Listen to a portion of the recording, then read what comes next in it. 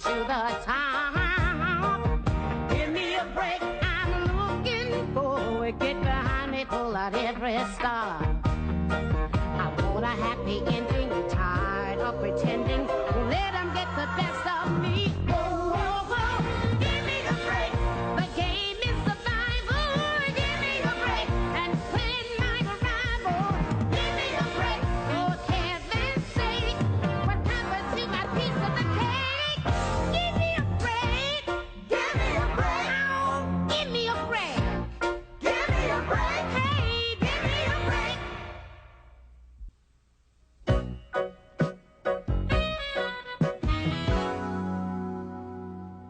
Listen to these stupid directions. Add 3 cans of water. Doesn't even say what size cans. What about the one in your hand? Oh, that can. Shouldn't I rinse it out first? Oh, baby, give me that can. Now, I have to learn to do these things myself. All my friends say the way to get a guy is to really know how to cook. I know, honey, but they weren't talking about food. Okay, you can make the juice and I'll make the potato salad. If this is my dinner, I think I'll go next door and beg for food. Don't worry, Squirt. It's for Dad's stakeout. Well, I sure hope for his sake he's staking out in a restaurant. No! Either your father's home or the MGM line has a toothache. Did you bellow? Where are my shirts? Well, don't look now, but there's one under your tie. I'm looking for the blue one with the little initials on the pocket. Oh, that one. It's in the laundry. But if you want, I can write Carl all over that one with my Bic. Oh, never mind. The guys will be here any time. Hey, Chief, come on, tell me about the stakeout tonight. Nothing special, just routine. Oh, yeah? Well, since when is it routine for the chief of police to go on a stakeout? Come on, tell me. You know, a lot of women have been robbed lately in the local laundromat. I know. They charge you $25 for 10 minutes. Well, this is serious. Last night, this scum beat this 75-year-old woman unconscious with her own umbrella. What? Well, I would stick that umbrella in that scum's ear, and then I would open it up. And we gotta stop him now before he kills somebody. That's why I'm staking out this laundromat tonight, using one of my men as a decoy. Wait, I thought you said that they were only interested in little old ladies. That's why I got these.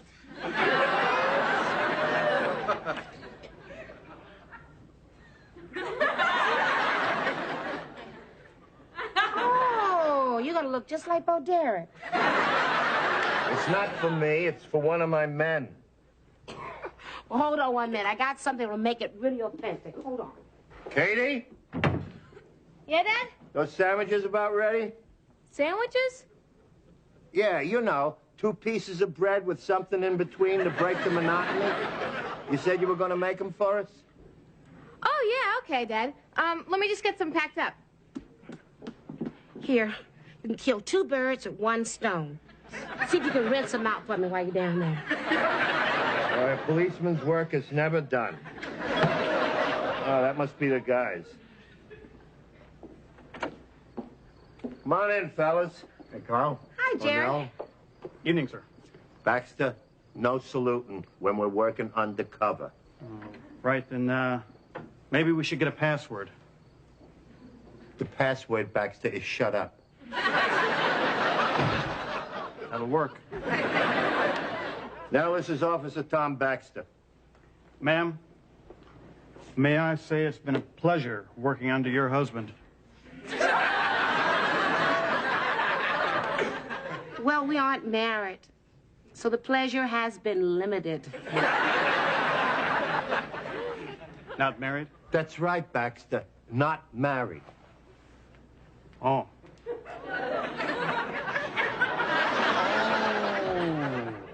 Mum's the word, sir. Your secret is safe with me. It's getting dark, Carl. You about ready?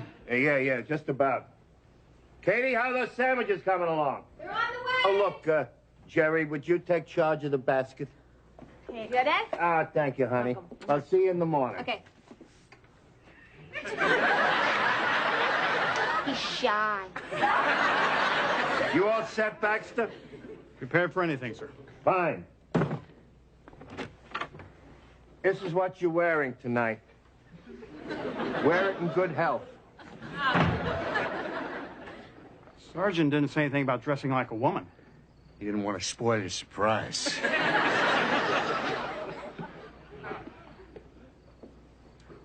If I'd have known that, I'd shaved my legs.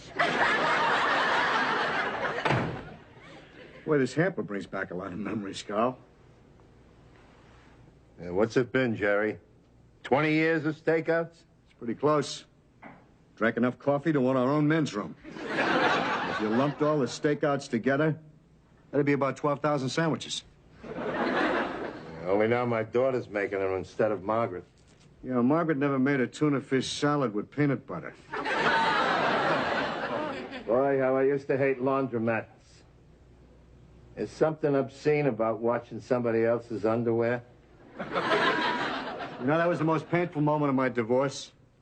Irene got custody of Billy and the whirlpool. Hey, come on, Baxter, let's hurry it up. Huh? You're not going to the prom.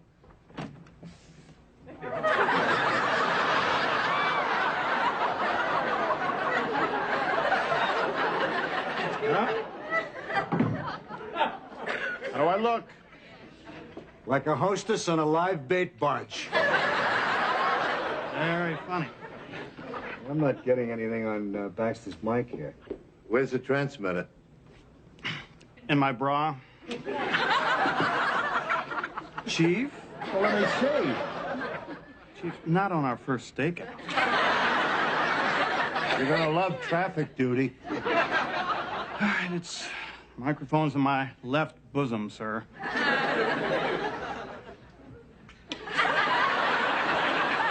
I don't see it.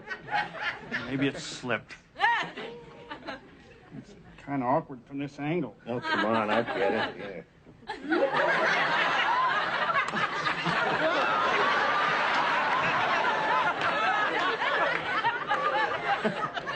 Would you mind warming your hands? There we go. Yeah, the tape just slipped off. That's it.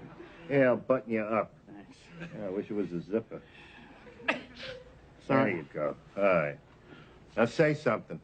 I hope you'll respect me in the morning. It's loud and clear. All right. Be careful down there, huh? This guy's crazy and he's armed with a large caliber handgun, so no heroics. Do I look like Wonder Woman? Hey, you got your laundry. Oh, excellent cover, sir. Looks like real dirty laundry. Yeah? You're very perceptive there, Baxter. You got a nose for sweat socks.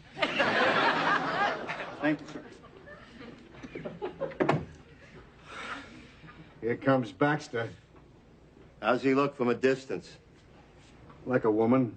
A woman who's used to spending a lot of time alone. You know, it's hard to believe that there are weirdos who actually enjoy dressing up like that. You mean transvestites? I don't care where they come from. They're all a bunch of sickos. You know, speaking of sickos, that reminds me of a good joke Smitty told me. It seems this pansy goes into this bar, right? And he's got this big, vicious-looking Doberman pinscher on a leash. So he perambulates up to the bar, and he says to the bartender, "I'll have a Shirley Temple." Well, the bartender takes one look at this Fruit Loop and says, "No way, we don't serve your kind." So the puss says, "Well, you better, because if you don't, I'm going to sick my vicious dog killer on you. So give me my Shirley Temple or else." And the bartender says, "I already told you we don't serve your kind." So the homo whips the choke collar off this humongous Doberman and says, "Sick him, killer." And this Doberman goes over the bar, pins the bartender against the mirror and goes, "Wowsy, wowsy."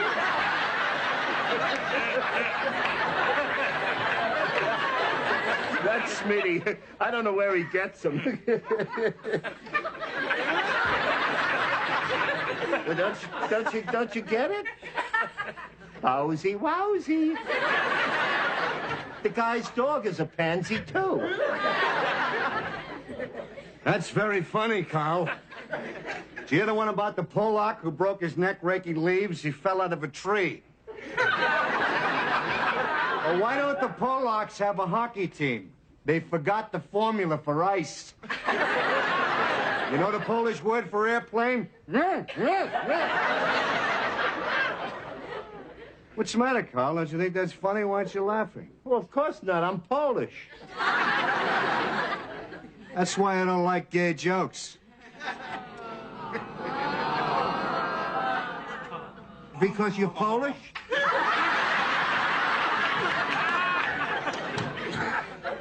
No, Carl. I'm gay.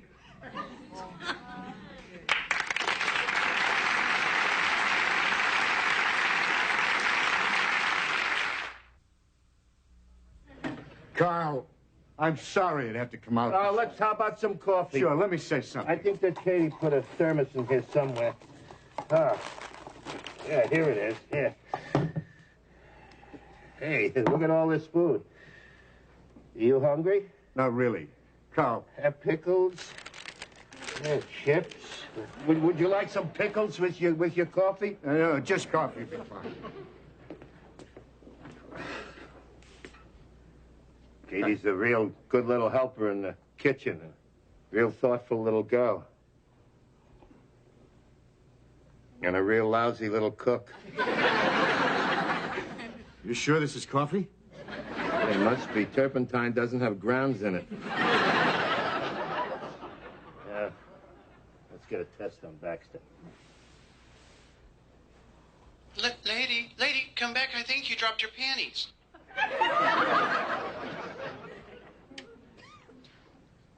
Baxter's a little flaky, but he's a... How the hell can you be gay? How the hell can you be Polish? Because my grandparents came from Poland, but even if yours came from San Francisco, that's still no excuse. Carl, I don't need an excuse to be what I am. Boy, I don't have enough trouble worrying about some nut beating women up in the laundromats. Now I gotta worry if one of my cops will be directing traffic in a tutu. Very funny, Carl. But, Jerry, you got a kid. So? So you must have been with a woman at least once. Yeah, I was married. I had a kid. The marriage was a big mistake. The kid wasn't. You know what I bet? You had trouble in bed, if you know what I mean, and you jumped to the wrong conclusions. Jerry, sometimes the romance just goes out of a relationship. What are you telling me? That candlelight and Frank Sinatra singing Doobie Doobie Doo could have saved my marriage? Yeah, well, don't laugh. When he dies, they're going to name Frank Sinatra the patron saint of making out. I'm gay, Carl. I like being gay. I'm happy being gay. I'm a gay. That's impossible. Jerry, how the hell can I have a gay detective working for me? I do my job well. Gee, why can't you have a normal man's problems like hernia or flat feet or constipation? Suppose you have to bust some gay guy.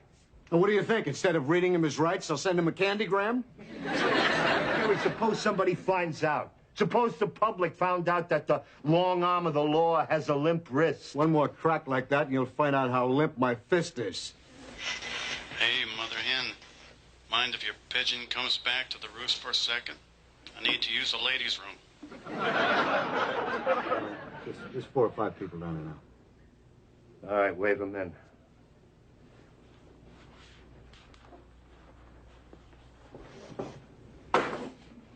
Carl, you better get used to it. A lot of things have changed.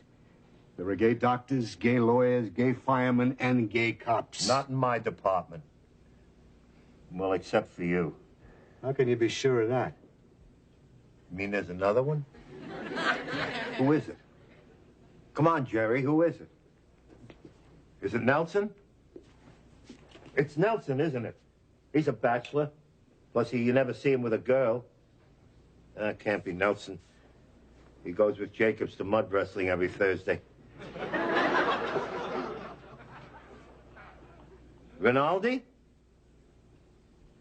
Could be. He's nice, quiet, gentle, sensitive. He could be a philatelist. Who is it? Who's He's the fruitcake in the department. Pantyhose are killing me.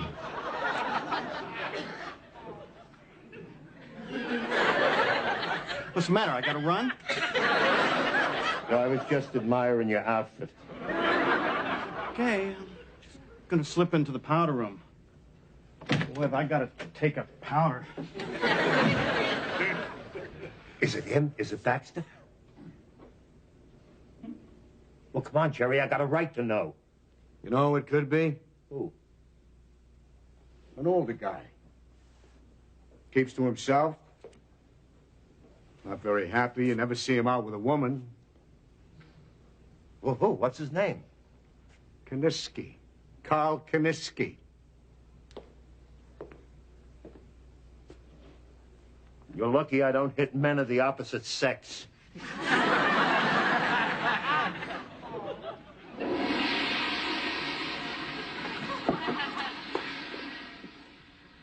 One of you guys left the seat up. You better get back down there. I washed all the permanent crisps. By the way, you got a button missing on your blue shirt. It's clearing out down there now.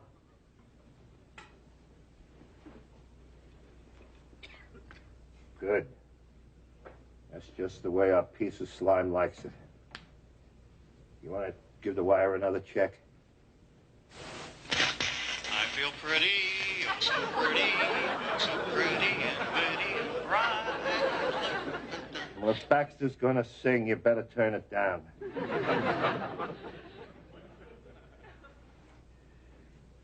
You know, I may be prejudiced, bigoted, and old-fashioned, but... Don't stop. You're on a roll. But you gotta admit that there's something about gay people that's different. Like what? From normal people. Oh, you mean like Adolf Hitler? Charlie Manson, son of Sam? What the hell have you got against gays? You know what you are? You're a homophobe. A what? It means homophobia. An unnatural fear of homosexuals. Well, there's nothing that seems so unnatural to me about that. What seems unnatural to me is a bunch of grown men holding hands at some Judy Garland film festival. Forget it. Forget it. You're never going to change. I give up. What do you mean? What? Look, I got an open mind. Yeah? I'm glad to hear the lobotomy was a success. But being gay can lead to a lot of trouble. Let me tell you a story. I know. This time the bartender says, "Bowsy wowsy." During the war, my father was overseas. So my ma and us kids, we moved in with our Uncle Joey. Uncle Joey was a bricklayer. One of those strong, silent, iron-fisted types, you know what I mean? Yeah, Dukes of Hazzard without the sparkling wit. Anyway, as a kid, I wasn't the warm, open, loving guy that I am today. No kidding. As a matter of fact, I was a little shy. See, I had this stammer, and the other kids used to kid me because of it. Well, there was this one English teacher named Mr. Lamette. He kind of took a shine to me, and afternoons I'd stay after school, and he'd work with me, reading out loud. So after a while, the stutter practically disappeared. Anyway, one night, Uncle Joey comes home real late, shouting about how the cops had busted Mr. Lamette in some gay bar. Goodbye, Mr. Chips. So, next day at school, they said that Mr. Lamette had the flu. Well, all the kids snickered and laughed. Everybody knew you can't keep a secret like that in a small town. I never saw Mr. Lamette after that. You moved out of town? No, he crashed his car into a tree. Uncle Joey wouldn't let me go to the funeral. He said that if anybody saw me, the whole town would think that me and Mr. Lamette were boyfriends or something. Anyway, I didn't go. Maybe I was afraid that people would talk, too.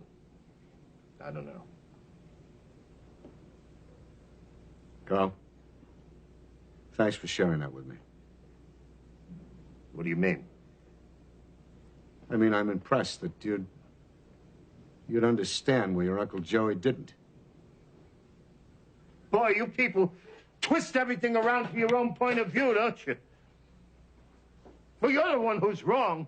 Everything that I learned from my Uncle Joey. It's because of him that I didn't grow up to be one of you. Wait a minute. No, you wait a minute. Now, you listen to me. When Uncle Joey was dying, they let us kids in to see him one by one. He even died like a man. We didn't hug. We didn't kiss. He just closed his eyes and went. And I just watched him. Don't you say anything about Uncle Joey, God rest his. I gotta go to the John.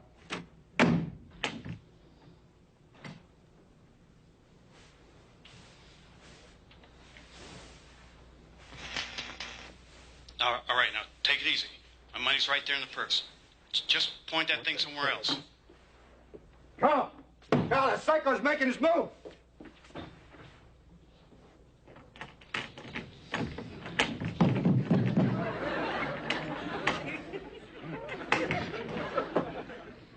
Jerry?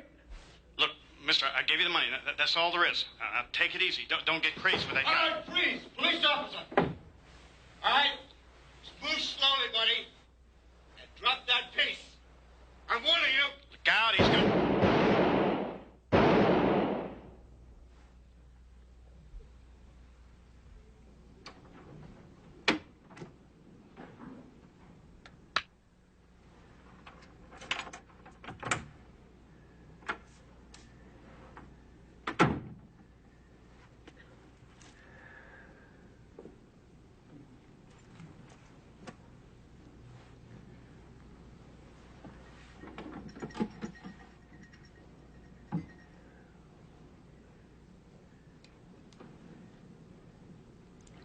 Morning, Chief.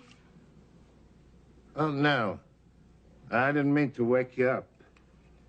Oh, that's okay. I always get up at 4 a.m. I like to see what Mr. Rogers is wearing. So, how did your stakeout go? Oh, we got the guy.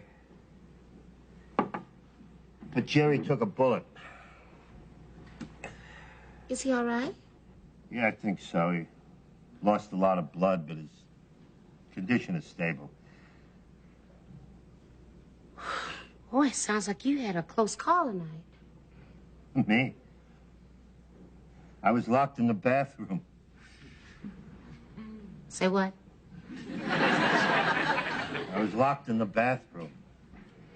Oh, yeah. Well, I guess that's about the best place to be when bullets start flying, yeah. Well, that Jerry is one hell of a guy.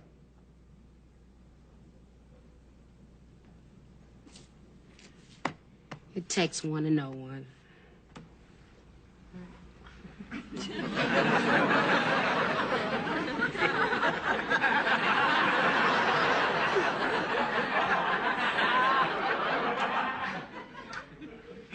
I wish you hadn't put it exactly like that. What?